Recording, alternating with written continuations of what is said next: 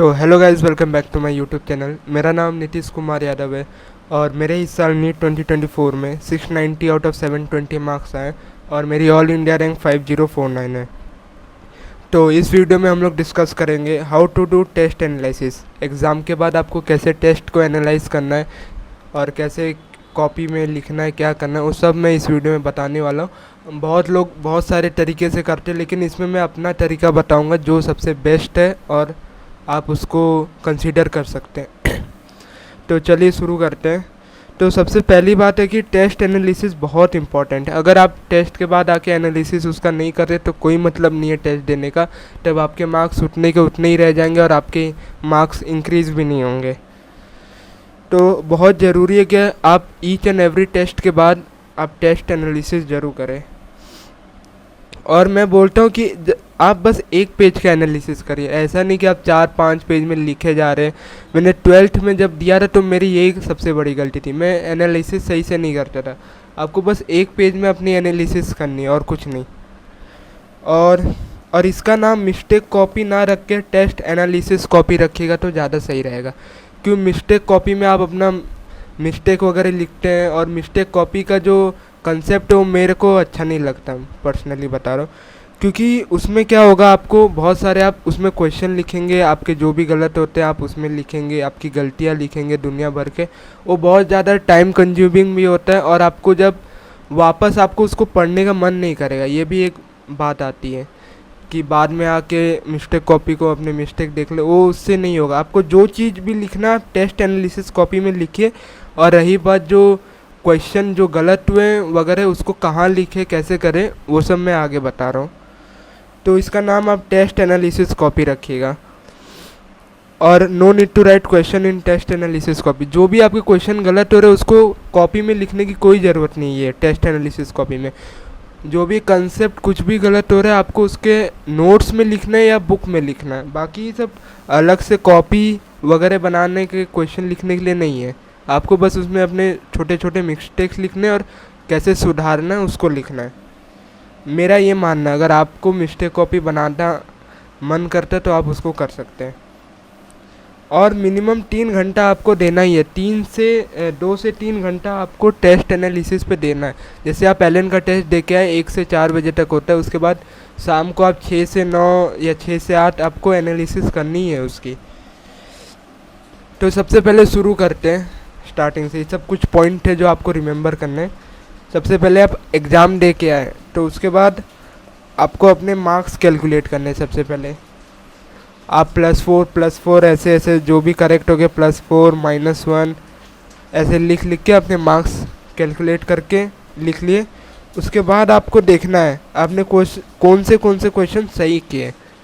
आपको देखना है कि कौन से क्वेश्चन मेरे राइट है। उसमें क्या देखना है आपको, अगर वो क्वेश्चन जो आपने सही किया अगर वो आसान क्वेश्चन है तो ठीक है, कोई बात नहीं, वो अब बाद में भी आएगा तो आप उसको कर लोगे, तो उसको छोड़ दो उधर ही। उसको बस देख लो, हाँ ये क्वेश्चन है, हटाओ, और उस पर दिमाग नहीं लगाना है। ये जब एनालिसिस करेंगे तब की बात बता रहा हूँ। अगर आपको कोई क्वेश्चन ट्रिकी लगे या कुछ क्वेश्चन इंटरेस्टिंग लगे या आपने उसको करने में एग्ज़ाम में टाइम लिया है तो वो वाले क्वेश्चन को आप क्या करिए, आप उसका जो भी कंसेप्ट है या क्वेश्चन है उसको आप अपनी नोट्स कॉपी में लिखें, ना कि मिस्टेक कॉपी में। मिस्टेक कॉपी एग्जिस्ट ही नहीं करनी चाहिए मेरे ख्याल से। तो आप उसको अपने नोट्स में लिखें या एनसीईआरटी है बायो की उसमें लिखें जो क्वेश्चन आपने सही किए हैं। फिर भी क्योंकि सही वाले क्वेश्चन कुछ बहुत ज़्यादा टाइम ले लेते हैं एग्ज़ाम में, तो नेक्स्ट बार से ऐसा करना है आपको कि वैसा टाइप के क्वेश्चन आपको टाइम नहीं लगने चाहिए। इसीलिए मैं ऐसा बता रहा हूँ। आप इसको कर सकते हैं। फिर आपको देखना है कि आपने कौन से क्वेश्चन इनकरेक्ट किए, रॉन्ग किए। और उसमें से कुछ क्वेश्चन एलएन में आते हैं आउट ऑफ क्वेश्चन आपको लगेंगे, फिल आउट ऑफ क्वेश्चन। तो ठीक है, उसका आपको बस एक बार आंसर की में सॉल्यूशन देख लेना है। फिर आउट ऑफ क्वेश्चन लगेगा तो उसको छोड़ दें, अब जाने दें। और जो क्वेश्चन गलत हुआ आप उसको एनालाइज करें, उसका सॉल्यूशन देखें आंसर की में। जो भी आपका गलत हुआ पहले उसको आंसर की में देखें कि क्या क्या प्रोसेस है, आंसर क्या है, उसका सॉल्यूशन क्या है, वो आपको देखना है। ठीक है, और अगर आपको वो जो इनकरेक्ट क्वेश्चन है उसमें से कुछ अच्छे क्वेश्चन मिल गए, जैसा मैंने ऊपर भी बताया था, कुछ अच्छे क्वेश्चन मिल गए, तो आपको उसको नोट्स में लिखना है। आप उसको अपने नोट्स में या कहीं भी लिख सकते हैं अगर आपको अच्छे क्वेश्चन मिले। अगर आपकी जो क्वेश्चन गलत हुए हैं उसमें आप समझ लीजिए कैलकुलेशन मिस्टेक हुए, तो ठीक है, आपको उतना सोचना नहीं है, बस आपको ध्यान रखना है कि अगली बार से आपको वो मिस्टेक नहीं करनी है। ये सब चीज़ें आपको मिस्टेक कॉपी में लिखनी है। मैं आगे अपना ही बताऊंगा कि मैंने कैसे कैसे लिखी थी। और अगर कंसेप्चुअल मिस्टेक हुआ, जैसे आपको वो कंसेप्ट नहीं आता, आपने दूसरा कंसेप्ट उसमें लगा दिया, तो कोई दिक्कत वाली बात नहीं है। आप उसको जाके वापस से देख लें या पढ़ लें वो वाले कॉन्सेप्ट को। अगर आउट ऑफ क्वेश्चन होगा तो छोड़ ही दें उसको। अगर एग्ज़ाम में आपको क्लिक नहीं किया, समझ लीजिए कुछ कुछ क्वेश्चन होते हैं जो क्लिक नहीं करते, घर आके पता चलता है अच्छा इसको ऐसे करते हैं, तो आपको घबराना नहीं है। वो चीज़ आपको प्रैक्टिस से ही आएगा। आप जितने अच्छे लेवल के क्वेश्चन प्रैक्टिस करेंगे उतना आपका कॉन्फिडेंस बिल्ड होगा और एग्ज़ाम के समय वो सब चीज़ें क्लिक करेगी। स्टार्टिंग में मेरे को भी क्लिक नहीं करती थी, इसीलिए मेरे 550 अप्रॉक्स मार्क्स आते थे। और समझ लीजिए आपने सिली मिस्टेक कर दी, आपने क्वेश्चन को ढंग से नहीं पढ़ा या डेटा को गलत लिखा, तो बस इसको आपको माइंड करना है, इसको आपको देखना कि अगली बार से मैं इसको ना करूं। और ये सब चीज़ें बहुत आपको गिल्ट देगी कि ये सब क्यों हुआ और अच्छे मार्क्स आ सकते थे, तो उसको आपको एनालिसिस कॉपी में लिखना है। ये सब चीज़ें को आपको कॉपी में लिखना है। तो जैसा कि मैंने बताया कि आपको सारे क्वेश्चन को एनालिसिस करना है, चाहे वो आपने सही किए या गलत किए। फिर आपको देखना है कि कौन से क्वेश्चन आपने छोड़ दिए, लेफ्ट किए। क्या आपके पास टाइम नहीं था, टाइम का कमी हो गया था इसलिए आपने वो क्वेश्चन छोड़ा, या आप उस पर कॉन्फिडेंट नहीं थे, या क्वेश्चन का डर था आपको, या आपको उस वक्त क्लिक नहीं किया। तो सबसे पहले अगर आपके पास समझ लीजिए टाइम का कमी हो गया, आपने 2-3 क्वेश्चन लास्ट में छोड़ दिया, तो इसके लिए मैं आपको एक स्ट्रेटेजी बताता हूँ, पेपर अटेम्प्टिंग स्ट्रेटेजी। ये भी एक इम्पॉर्टेंट पॉइंट है, फर्स्ट राउंड सेकेंड राउंड वाला। तो पहले अटेम्प्ट में मैं अपना केमिस्ट्री करता था, बायो करता था, फिर फिज़िक्स करता था। कुछ लोग बायो केमिस्ट्री फिज़िक्स करेंगे तो उससे कोई दिक्कत नहीं है, आप जो भी अच्छा लगता है आपको उसको करें। और फिज़िक्स को पहले ना करें, चाहे आपकी कितने भी फेवरेट सब्जेक्ट हो, आप केमिस्ट्री या बायो से ही चालू करें। उसके बाद पहले राउंड में आपको अच्छे आसान से क्वेश्चन आपको पिक करने हैं।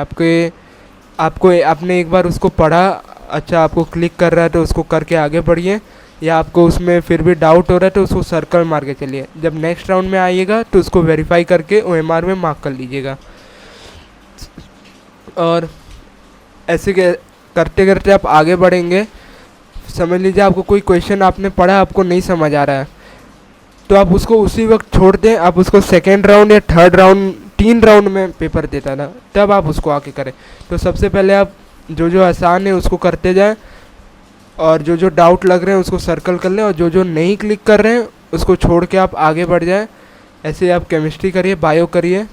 मेरे फर्स्ट राउंड में जो मैं देता था उसमें मेरे एक सब्जेक्ट में मैं कम से कम 5 से 10 क्वेश्चन छूट जाते थे मेरे, मतलब मुझे उस समय पे क्लिक नहीं करते थे या मेरे को समझ नहीं आता था वो क्वेश्चन। 5 से 10 क्वेश्चन, तो आपको टेंशन नहीं लेना है कि मेरे 5 से 10 क्वेश्चन नहीं होगा कि नहीं होगा, मार्क्स कम रह जाएंगे। तो ये चीज़ें आपके दिमाग में बैठ जानी चाहिए। तो आप 5-10 क्वेश्चन कितने भी छोड़ रहे हैं, लेकिन आप छोड़ दे कोई दिक्कत नहीं है, आप सेकेंड राउंड में आइएगा तो वो क्वेश्चन ज़रूर बनेगा। फिर सेकेंड राउंड में जब आएंगे, मैं सेकेंड राउंड में OMR भी फिल करता था। सेकेंड राउंड में जब आप आएंगे, जो भी आपने सर्कल किए डाउट वाले क्वेश्चन, आप उसको क्रॉस वेरीफाई करेंगे कि ये क्वेश्चन सही है नहीं है। तब अगर आपको सही है तो टिक करिए, और नहीं सही है तो छोड़ दे उधर ही। फिर वैसे वैसे आप OMR भरते आइए सारे क्वेश्चन को। और जो क्वेश्चन आपने छोड़े थे उसको आप थर्ड राउंड में रखिए। आपने समझ लीजिए 2 राउंड ख़त्म कर लिए, OMR भी भर ली। आपके थर्ड राउंड में अभी 20 मिनट मेरे बचते थे, 20 से 30 मिनट आराम से रहते थे। और आपके अभी कितने क्वेश्चन बच रहे हैं, समझ लीजिए 10 से 15 क्वेश्चन आपके अभी भी बच रहे हैं। तो बायो में इसके कुछ 3-4 क्वेश्चन होंगे, तो थियोरिटिकल हो गए, आप उसको जाके सबसे पहले ख़त्म करिए। हो रहा है तो ठीक है, नहीं हो रहा है तो अगर आपको समझ नहीं आ रहा है या पढ़ा नहीं है आपने तो उसको छोड़ सकते हैं। और केमिस्ट्री में आएंगे तब आपको थोड़ा दिमाग लगाना पड़ेगा। आप उसको टाइम दीजिए 5 मिनट वो क्वेश्चन को। 20 से 30 मिनट बहुत होते हैं आखिरी के समय। 5 मिनट आप उस क्वेश्चन को टाइम दीजिए, वो ज़रूर बनेगा अगर आपने अच्छे से पढ़ा है तो। मैं ऐसा ही करता था, मैं उसको टाइम देता था, सोचता था, वो फाइनली बन जाता था। बस 1-2 क्वेश्चन, 5-10 क्वेश्चन में से मेरे 1-2 क्वेश्चन में छोड़ के आता था हर एग्ज़ाम में। 2 से 3 क्वेश्चन में छोड़ता था, बाकी सब या तो मैं 2 ऑप्शन में रिस्क ले लेता था या तो मैं छोड़ देता था वो क्वेश्चन को। इसीलिए मेरे सिर्फ लास्ट में 1-2 क्वेश्चन बचते थे, जो कि कोई दिक्कत नहीं है। तो आप ऐसे अटेम्प्ट करिएगा तो आपके पास टाइम लॉस नहीं होगा। 3 राउंड में आप 3 या 2 राउंड में भी करिएगा तो कोई दिक्कत नहीं है। और पहला राउंड आप तेज़ी से करिएगा। फर्स्ट राउंड आपका कम से कम, मेरे को याद है मैं केमिस्ट्री बायो मिला के 45 मिनट्स में मैं फ़र्स्ट राउंड कंप्लीट कर लेता था। फिर फिज़िक्स में मुझे टाइम लगता था आधा से 45 मिनट एक सब्जेक्ट के लिए, फ़र्स्ट राउंड के लिए। तो उसको करने के बाद मैं सेकेंड राउंड में आता था। तो ऐसे आपका टाइम लॉस नहीं होगा। और समझ लीजिए आप कॉन्फिडेंट नहीं है उस क्वेश्चन पे, आपको कॉन्फिडेंट नहीं है, आपके 2 आंसर पे डाउट आ रहे हैं, 2 ऑप्शन में डाउट आ रहा है आपको, तो आप उस क्वेश्चन में लास्ट में देखिए कि आपका पेपर अच्छा गया तो तुक्का मार सकते हैं, नहीं तो आप फिर उसको रहने दें। और ये प्रॉब्लम कैसे फिक्स होगी? ये प्रैक्टिस से ही फिक्स होगी। Practice makes the man perfect. आपको प्रैक्टिस करिएगा तभी आपको क्वेश्चन देख के कॉन्फिडेंस आएगा कि हाँ ये तो यही होना चाहिए इसका। और आपको क्वेश्चन से डर लग रहा है तब तो बहुत दिक्कत है, आपको वो तो करना नहीं है। क्वेश्चन से एकदम डरना नहीं है, आपको प्रैक्टिस करेगा तभी होगा। तो ये डर वाली चीज़ है तो बहुत नुकसान वाली चीज़ है। आपको उससे डरना तो नहीं है। सबसे पहले आप लेक्चर अच्छे से देखें तो आपका डर ऐसे ही ख़त्म हो जाएगा। जब सर सवाल कराएंगे कोई क्लास में तो आपका डर ऐसे ही ख़त्म होगा। और आखिरी बात कि अगर आपको समझ लीजिए क्वेश्चन क्लिक ही नहीं किया एग्ज़ाम में, ठीक है कोई दिक्कत नहीं। मैं वही स्टार्टिंग से बोलता आ रहा हूँ कि जितना घर पे प्रैक्टिस करेगा, अभी एक या 2 टेस्ट दिए आप, तो उससे और 3-4 दीजिएगा, तो रिव्यू टेस्ट दीजिएगा तो उससे कॉन्फिडेंस बढ़ेगा, तो वो हो जाएगा।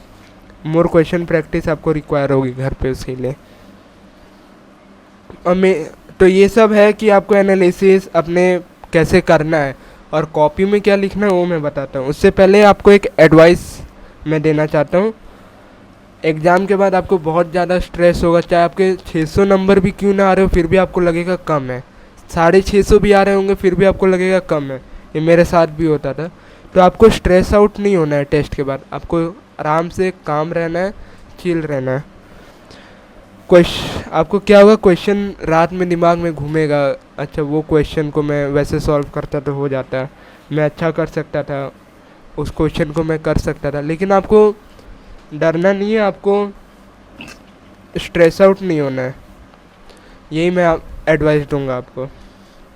आपके पास अगला दिन भी है और अगला टेस्ट है और अच्छा करने के लिए आपके पास नेक्स्ट टेस्ट आएगा और अगला दिन है आपको नई शुरुआत करने के लिए। तो वैसा सोच के आप अपना स्ट्रेस को दूर कर सकते हैं। और मैं एक और चीज़ बोलूँगा, आप जिस दिन पे काम कर रहे हैं, जैसे आज मंडे है, तो अगर आज काम करें तो आप बस आज पे फोकस करें। आप आज का जो भी आपका टास्क है आप उसको कंप्लीट करने की कोशिश करिए। और फ्यूचर में क्या होगा या कल परसों में क्या करूँगा, कैसे होगा, उसको छोड़ दीजिए। आज का जो टास्क है उसको कंप्लीट करने की कोशिश करिए। आज का जब टास्क कंप्लीट होगा तो रात को आपको लगेगा कि हाँ मैंने आज अच्छा किया। तो एक एक स्टेप लेके बढ़िएगा आगे, तभी होगा। After analysis and writing mistake in analysis copy, sleep peacefully and forgot about test.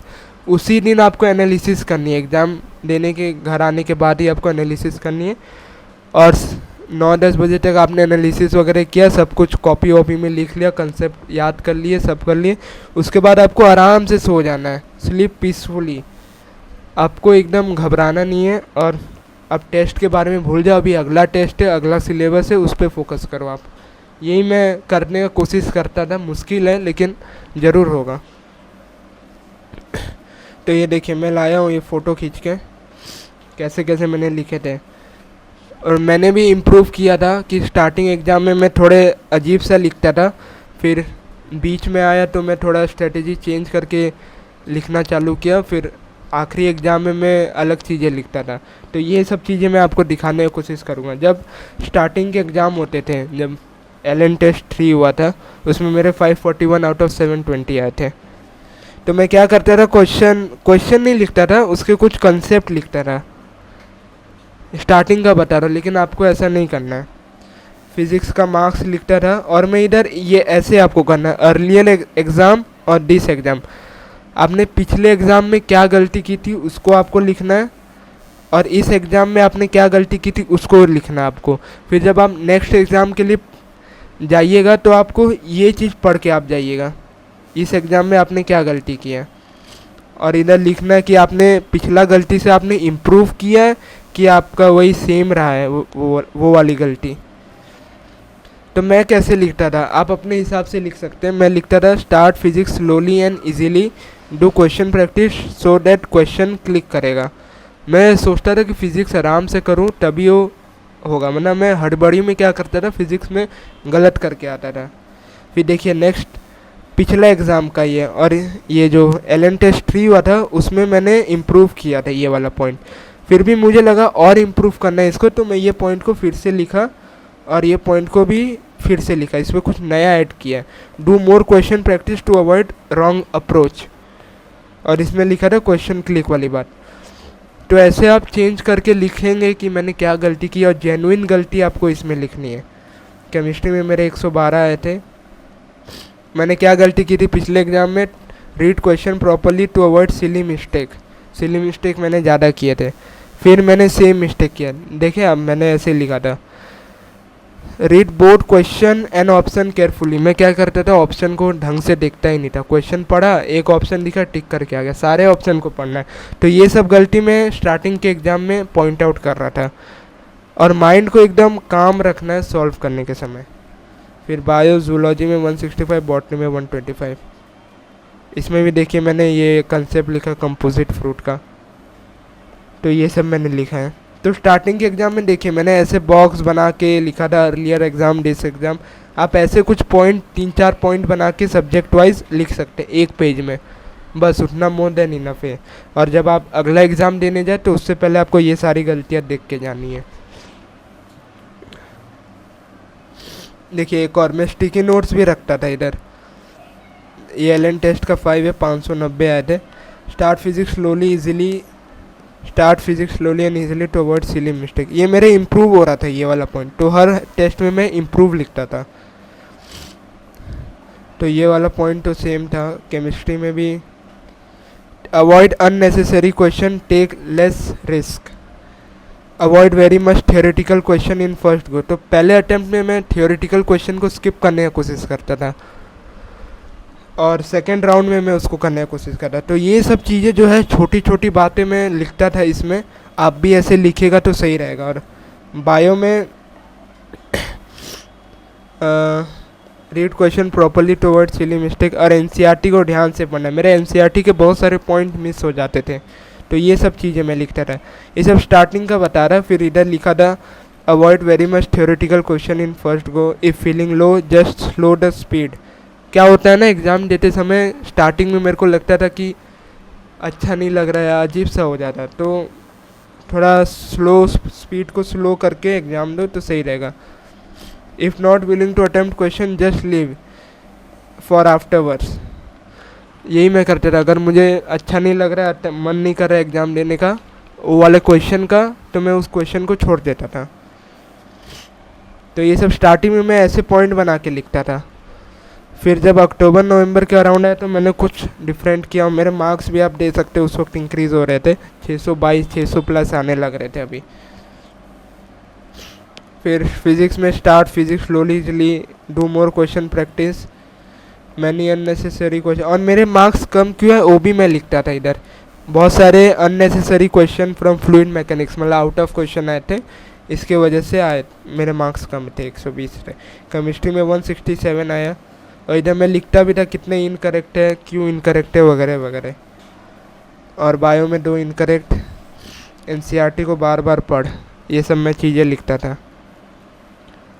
और जब फाइनल मंथ है, जब जनवरी फरवरी आया, तब मैं कैसे लिखता था, तब देखिए ये एकदम अलग है। फिज़िक्स में मैं सिली क्वेश्चन कितने हो रहे हैं, आउट ऑफ क्वेश्चन कितने, ये सब लिखता था और मेरे उसमें मार्क्स भी अच्छे आ रहे थे। और लिखना है आपको start physics slowly easily, do more question practice, right solution clearly, recheck all the calculation and concept in second attempt. तो ये सब मुझे दिक्कत आ रही थी लास्ट के एग्ज़ामों में। 171 आने के बाद भी मैं ये सब चीज़ों पे फोकस करता था कि ये सब चीज़ें नहीं करनी है मेरे को। फिर केमिस्ट्री में भी वैसे किया, बायो में भी वैसे किया, और फिज़िक्स में मेरे को एक दो दिक्कत होने लगी तो मैं उसको अलग से पॉइंट करता था। देखिए, लास्ट लाइन तक पढ़ और मेन पॉइंट्स को अंडरलाइन करते हुए क्वेश्चन को कर, मतलब क्वेश्चन पढ़ते समय उसको अंडरलाइन करो आराम से, मेन पॉइंट्स को हाईलाइट करो, वैसे करो। ये दिक्कत मेरे साथ आ रही थी। और एसी का क्वेश्चन रेड फ्लैग, एसी का क्वेश्चन बहुत दिक्कत देता था मेरे को, क्योंकि उसमें मैं ओमेगा एफ यूनिट स्क्वायर ये सब में मेरा दिक्कत आता था कि मैं कौन सा हर्ट्स है, हर्ट्स को फ्रीक्वेंसी, रेडियन पर सेकेंड को ओमेगा, ये सब चीज़ों में मैं देखता नहीं था जनरली और मेरे क्वेश्चन नहीं बनते थे। तो ये सब चीज़ें मैं लिखता था ताकि नेक्स्ट टाइम जब एसी का क्वेश्चन आए, take your time, do properly, आराम से उसको करें। तो ये सब चीज़ें, और इधर साइड में भी लिखता था, थोड़ा कॉन्फिडेंस है, आराम से जैसे कर रहा है करते जा, रिवीजन प्लस क्वेश्चन प्रैक्टिस करते चल, सब हो जाएगा, ओम नमः शिवाय। ये सब कुछ चीज़ें मैं अपने कॉन्फिडेंस के लिए साइड में लिखता था ताकि अच्छा लगे थोड़ा, और अच्छा जा रहा था लास्ट के कुछ दिनों में। तो ये सब चीज़ें मैंने आपको बता दिया, आप देख सकते हैं आराम से कैसे कैसे मैंने लिखा था। और ये वीडियो भी थोड़ी लंबी हो गई है, उसके लिए मैं माफ़ी चाहता हूँ। बाकी आपको अच्छे से मैंने बताया कि आपको कैसे बनाने, या इससे आपको कुछ बेनिफिट हो तो आप अपने नोट्स एनालिसिस कॉपी में कर सकते हैं आप। तो चलिए वीडियो को यहीं तक रखते हैं।